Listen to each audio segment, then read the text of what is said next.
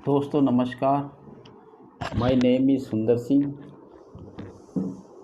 इस चैनल पर आप सबका स्वागत है। दोस्तों, मैंने प्रोवर्ब के ऊपर कई वीडियो बनाए हैं। उनमें से 2 प्रोवर्ब का आज हम अर्थ समझेंगे, उनका सार समझेंगे। दोस्तों, वो 2 प्रोवर्ब है। पहला है लेट द पास्ट बरी द डेड और दूसरी है मैनी मैन मैनी माइंड।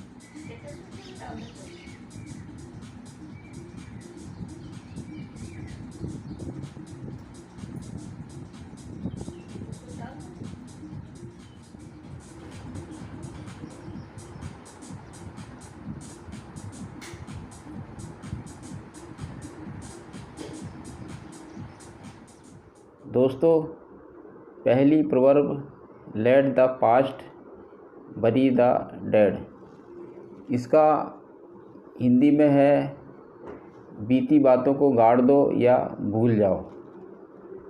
दोस्तों,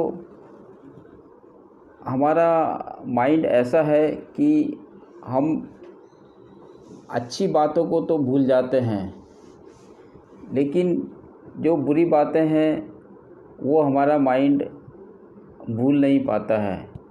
वो हमारे ज़िंदगी भर चलती है माइंड के अंदर।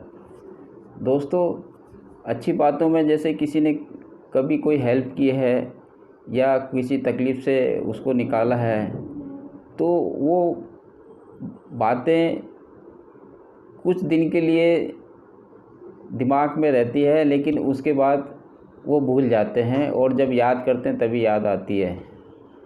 लेकिन जो बात जैसे कि कभी कोई अपमान कर दिया है, निंदा कर दी है या कुछ नुकसान कर दिया है,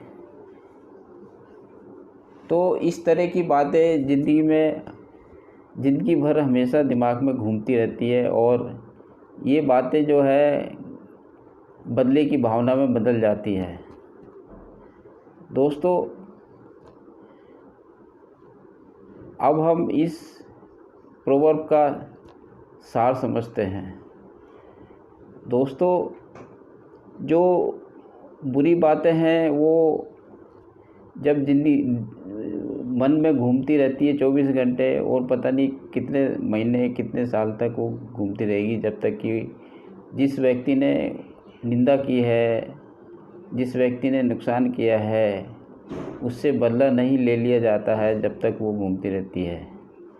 लेकिन हम पहले भी ये समझ चुके हैं कि ऐसी बातें जो मन में रहती है, जिससे स्ट्रेस पैदा होती है, जिससे बदले की भावना पैदा होती है, उन बातों से पहले उसी मनुष्य का नुकसान होता है जिसके मन में बदले की भावना पैदा होती है।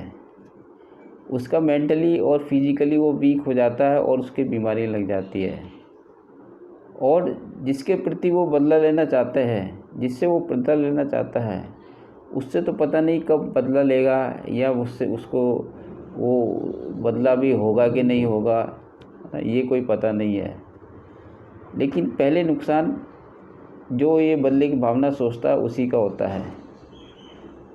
दोस्तों, यदि उससे वो बदला भी ले लेता है तो जो व्यक्ति जिससे बदला लिया है उसके मन में फिर बदले की भावना शुरू हो जाएगी और अब वो भी मौके की तलाश में रहता है कि कब उसको मौका मिले और कब उसका वो बदला ले। तो दोस्तों, ये बदले की एक चैन है। इस बदले की आग में दोनों व्यक्ति और उनके परिवार भी जलते रहेंगे और इसमें पीढ़ियाँ तक का असर पड़ता है। दोस्तों, अब बात ये आती है, प्रश्न ये आता है कि इस बदले की भावना को कैसे ख़त्म किया जाए, ये बदले की भावना उत्पन्न ना हो और ये इतना नुकसान ना हो। तो हमारे मन में या व्यक्ति के मन में कोई बदले की भावना उत्पन्न ना हो, इसके लिए हमें निम्न बातों का ध्यान देने का है। पहला तो ये कि यदि कोई व्यक्ति दूसरे व्यक्ति का बदला अपमान करता है, उसकी निंदा करता है, उसका नुकसान करता है, तो उस व्यक्ति से पहले वाला व्यक्ति दूरी बना ले, उसके परिवार की उससे दूरी बना ले, उससे उसका मिलना जुलना कम कर दे या बंद कर दे, या उसका घर आना जाना बंद कर दे, अवॉइड कर दे, जिससे कि वो संपर्क में नहीं होगा तो आगे और उससे नुकसान पहुंचने का डर नहीं रहेगा। दूसरी बात यह है कि मनुष्य को अपने मन को इस तरह समझाना चाहिए, उसको इस तरह बताना चाहिए कि यदि कोई उसका बुरा करता है तो वो उसको माफ़ कर दे, उसको माफ़ी दे दे, जिससे कि मन में बदले की भावना उत्पन्न नहीं होगी। दोस्तों, मैं आपको यह बताना चाहता हूँ कि जो व्यक्ति किसी दूसरे को माफ़ कर देता है, वो व्यक्ति एक महान व्यक्ति होता है। उसकी समझ, उसका व्यक्तित्व एक साधारण व्यक्ति से बहुत अलग और ऊंचा होता है। दोस्तों, हमारे देश के राष्ट्रपिता महात्मा गांधी ने भी कहा है कि यदि कोई आपके एक गाल पे थप्पड़ मारता तो दूसरा गाल भी आगे कर दीजिए। दोस्तों, इसका मतलब यही है कि यदि कोई आपकी निंदा करता है, बुराई करता है या आपको नुकसान पहुंचाता है, तो आप उससे बदला न लेकर उससे दूरी बना ले और उसको माफ़ कर दें। अब हम दूसरी प्रॉब्लम लेते हैं। दूसरी प्रॉब्लम है मैनी मैन मैनी माइंड्स। इसका अर्थ यही है कि जितने लोग होंगे उतने ही दिमाग होंगे, उतनी ही बातें होंगी। दोस्तों, ये बिल्कुल फैक्ट है कि किसी कार्य के लिए जितने अधिक लोग चर्चा करेंगे, जितने अधिक लोग उसमें इन्वॉल्व होंगे, उस कार्य में उतने ही अधिक माइंड लगेंगे, उतने ही अधिक बातें होंगी। जब उतनी ही अधिक बातें होंगी, उतने अधिक माइंड लगेंगे, तो उस कार्य को पूरा करने के लिए कोई डिसीजन तक नहीं पहुंच पाएंगे।